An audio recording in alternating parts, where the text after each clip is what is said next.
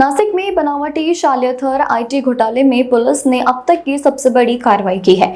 इस मामले में मुख्य आरोपी संजय गरुड़ को सोलापुर जिले के नाटीपोते स्थित एक फार्म हाउस से गिरफ्तार किया गया। पारंपरिक जांच के अनुसार आरोपी एक राजनीतिक दल का पदाधिकारी भी बताया जा रहा है। पुलिस के अनुसार बनावटी शालियार्थ आदेशों के आधार पर सरकारों को लगभग 160 करोड़ रुपए की आर्थिक हानि पहुंचाने का आरोप है।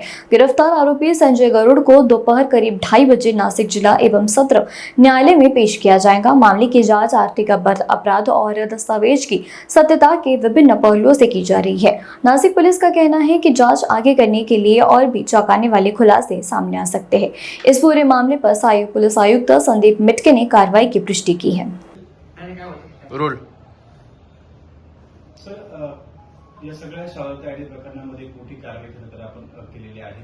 कुठून आरोपीला अटक केली, आरोपीच्या नेमक्या सगळ्या संदर्भामध्ये काय होतं?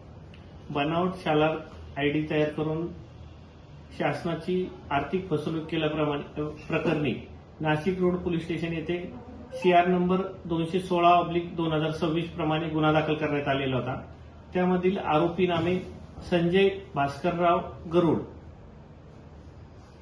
यास नातेपोते जिल्हा सोलापूर येथील एका फार्म हाऊसवरून अटक करण्यात आलेली आहे। सदर गुन्ह्यामध्ये आतापर्यंत 200 पेक्षा अधिक शाळांमधील बनावट शालियार्थ आयडी केल्याप्रकरणी 1200 पेक्षा अधिक आरोपी निष्पन्न झालेले आहेत। घोटाळ्याची सध्याची व्याप्ती ही 160 कोटीची आहे। सर, या सगळ्या संदर्भात आपण तपास करताय, किती आरोपी आतापर्यंत अटक झाले आहे, शोध अनेकांचा सुरू आहे। नेमकं या सगळ्या प्रकारामध्ये शिक्षण संस्था पण किती आहे, काही माहिती आली आतापर्यंत? आतापर्यंत सदरच्या गुन्ह्यामध्ये 5 आरोपी अरेस्ट करण्यात आलेले आहेत आणि शिक्षण शाळा ज्या आहेत त्या 200 पेक्षा अधिक निष्पन्न झालेल्या आहेत।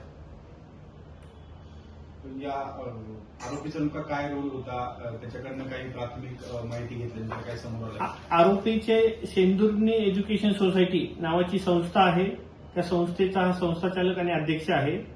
सदर शाळेतील 150 पेक्षा जास्त शिक्षकांचा बनावट आयडी केल्याचे तपासात निष्पन्न झालेले आहे।